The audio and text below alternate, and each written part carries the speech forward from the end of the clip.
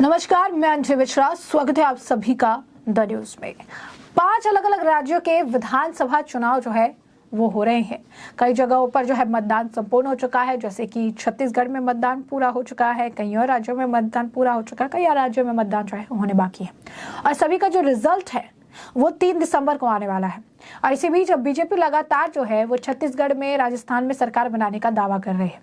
अभी हाल ही फिलहाल में छत्तीसगढ़ के पूर्व मुख्यमंत्री रमन सिंह ने छत्तीसगढ़ में बीजेपी की सरकार बनाने का दावा किया था और बीजेपी को 52 से 54 सीटों का जो आप कह सकते हैं कि आंकड़ा है वो दिया था और कहा था कि बीजेपी इतनी सीटें जो है जीत कर सरकार में काबिज होगी। तो वहीं आपको बता दें कि अब बीजेपी नेता और अध्यक्ष जेपी नड्डा के द्वारा भी अब इसे लेकर एक चैनल को दिए इंटरव्यू में उन्होंने बयान दिया है कि राजस्थान, मध्य प्रदेश, छत्तीसगढ़ में जो है बीजेपी सरकार बना रही है। उन्होंने कहा कि हम डिसेसिव फोर्स की तरह तेलंगाना में आ रहे हैं और हम मिजोरम में भी वापस आ रहे हैं। ऐसे में उन्होंने 5 अलग अलग राज्य जहां पर विधानसभा चुनाव हो रहे हैं, यानी छत्तीसगढ़, राजस्थान, मध्य प्रदेश, तेलंगाना और मिजोरम में से ही 5 में से 4 राज्यों में तो उन्होंने साफ तौर पर कहा ही है कि हम वापस आ ही रहे हैं। और तेलंगाना में उन्होंने कहा कि डिसेसिव फोर्स की तरह जो है हम वापस जो है वापसी करेंगे।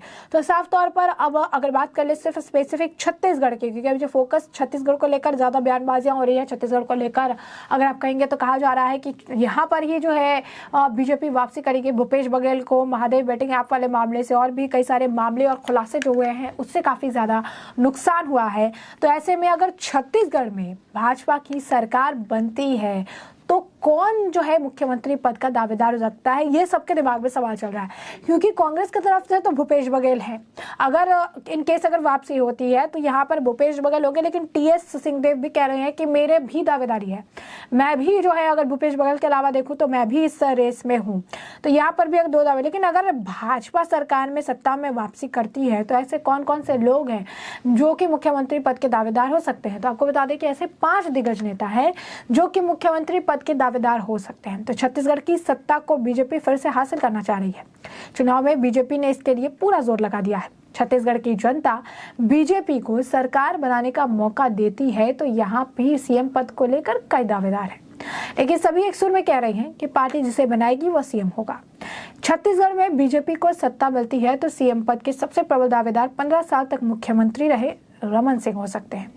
बीजेपी में सरकार चलाने का उनसे ज्यादा अनुभव छत्तीसगढ़ में किसी को भी नहीं है। डॉक्टर रमन सिंह को पता है कि छत्तीसगढ़ का मर्ज क्या है और बीजेपी को भी पता है कि रमन सिंह ही छत्तीसगढ़ का विकास कर सकते हैं।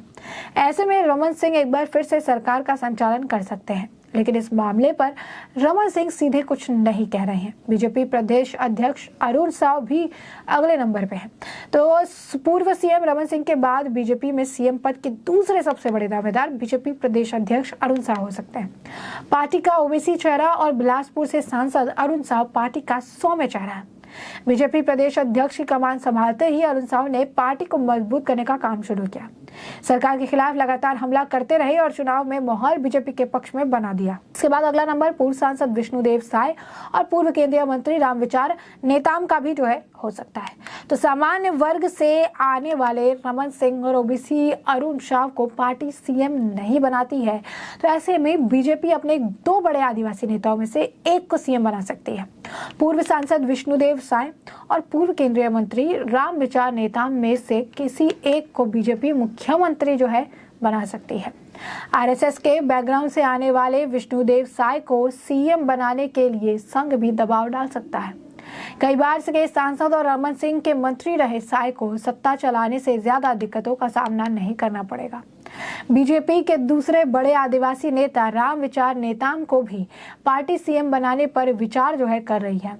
वहीं आपको बता दें कि पूर्व आईएएस ओपी चौधरी का भी नाम शामिल है। तो तेज तरार और आक्रामक छम्मी वाला बीजेपी का यह आदिवासी नेता भी सीएम पद का दावेदार हो सकता है। वही अपने फैसले को लेकर अक्सर चौंकाने वाली बीजेपी इन सभी चेहरों को दरकिनार किसी नए चेहरों को भी सीएम बना सकती है और उनमें एक नाम है पूर्व आईएएस ओपी चौधरी का। रायगढ़ से चुनाव लड़ रहे ओपी चौधरी को पीएम मोदी और गृहमंत्री अमित शाह का खास माना जाता है। कलेक्टर के रूप में विकास पुरुष की छवि बनाने वाले ओपी चौधरी को लेकर खुद अमित शाह ने कहा कि वह उन्हें बड़ा आदमी बनाएंगे। बीच चुनाव में अमित शाह के इस बयान की काफी चर्चा हुई थी। ओपी चौधरी को सीएम पद का प्रबल दावेदार बताया जाने लगा है। बीजेपी को सत्ता मिलती है तो ओपी चौधरी सीएम बन जाए, ये भी संभव हो सकता है। तो आप देखिए कि अलग अलग दावेदार है, अलग अलग अगर आप कह सकते हैं चेहरे हैं, अलग अलग छवि है, अलग अलग बैकग्राउंड है, अलग अलग चीज़ें हैं। लेकिन जो एक अगर आप कहेंगे बेसिक अगर एक चीज़ जो पांचों नाम में कॉमन देखने के लिए मिली कि बीजेपी विकास के आधार पर जो है वो अपना मुख्यमंत्री बनाएगी, ताकि जिसको मुख्यमंत्री बनाने के बाद छत्तीसगढ़ का विकास जो है पूरी तरीके से किया जा सके। मुख्यमंत्री कोई भी बने, मुख्यमंत्री का चेहरा कोई भी हो, लेकिन उसके अंदर जो क्राइटेरिया है वो पूरी होनी चाहिए। और वो क्राइटेरिया है मुख्यमंत्री द्वारा विकास का कार्य करना। जब मुख्यमंत्री विकास का कार्य करेंगे तभी जो है ये चीज़ें संभव हो पाएगी, और तभी अगर आप कहेंगे कि मुख्यमंत्री की राह जो है बीजेपी में आसान हो सकती है। तो ये भूपेश बघेल के लिए अगर आप कहेंगे तो बड़ा झटका है। बीजेपी पूरी तैयारी कर रही है। अब जेपी नड्डा भी खुलकर समर्थन में आ गए हैं। जेपी नड्डा भी कह रहे हैं राजस्थान, मध्य प्रदेश, छत्तीसगढ़ में जो है हम सरकार बना रहे हैं, हम डिसेसिव फोर्स की तरह तेलंगाना में आ रहे हैं, और अब मिजोरम में भी वापस जो है आ रहे हैं, मिजोरम में भी जो है वापसी कर रहे हैं, ऐसा उनके द्वारा कहा जा रहा है। तो साफ तौर पर अगर आप देखेंगे तो उन्होंने अलग अलग चेहरे, अलग अलग नाम निकलकर सामने आ रहा है, अलग अलग बातें भी हो रही है कि किसी ना किसी को तो दावेदारी मिलेगी और किसी ना किसी के इस दावेदारी का फायदा जो है वो होता हुआ नजर आएगा। तो आपको बता दें कि प्रदेश में जो है जैसे कि हम बात कर रहे हैं राजस्थान की भी अगर हम बात कर ले तो ऐसे में चुनाव प्रचार जो है थम जाएगा। कांग्रेस शासित 3 राज्यों के सीएम जो है राजस्थान अब तक नहीं आए हैं। वो कांग्रेस के प्रचार को लिए जो करने नहीं आए हैं। राजस्थान, हिमाचल, कर्नाटक और छत्तीसगढ़ के सीएम जो है वो नहीं आए हैं।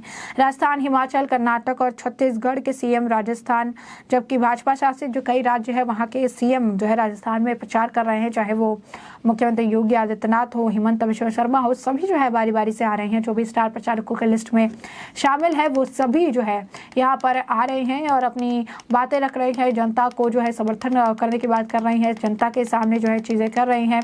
तो साफ तौर पर अगर आप देखेंगे तो ये काफ़ी बड़ी बात है। छत्तीसगढ़ में, राजस्थान में, अन्य 5 राज्यों में चुनाव में जीत का दावा जो है जेपी नड्डा कर रही हैं। छत्तीसगढ़ की सत्ता को बीजेपी फिर से हासिल करना भी चाह रही है और चुनाव में बीजेपी इसके लिए पूरा जोर भी लगा रही है। छत्तीसगढ़ की जनता बीजेपी को सरकार बनाने का मौका देती है। तो यहाँ सीएम पद को लेकर कई दावेदार है, इसके बारे में भी हमने आपको बताया, लेकिन सभी एक सुर में ये भी कह रही है कि पार्टी जिसे बनाएगी वही सीएम होगा।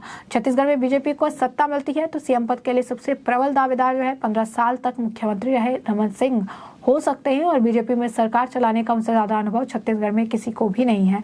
और रमन सिंह भी अपने बयान में कह चुके हैं कि छत्तीसगढ़ में बीजेपी वापसी कर रही है, 52 से 54 सीटें बीजेपी को मिलेगी और छत्तीसगढ़ में बीजेपी की सरकार बन रही है। डॉक्टर रमन सिंह को पता है कि छत्तीसगढ़ का मर्ज क्या है और बीजेपी को भी पता है कि रमन सिंह ही छत्तीसगढ़ का विकास कर सकते हैं। ऐसे में रमन सिंह एक बार फिर से सरकार का संचालन कर सकते हैं और इस मामले में अभी रमन सिंह ने किसी तरीके से कोई सीधी बात नहीं कही है, क्योंकि लगातार यही कहा जा रहा है कि जो भी बीजेपी की तरफ से फैसला लिया जाएगा, जो भी अगर आप कहेंगे ऊपर से फैसला लिया जाएगा, वो सभी को मान्य होगा, इसमें कोई दो राय नहीं होगी।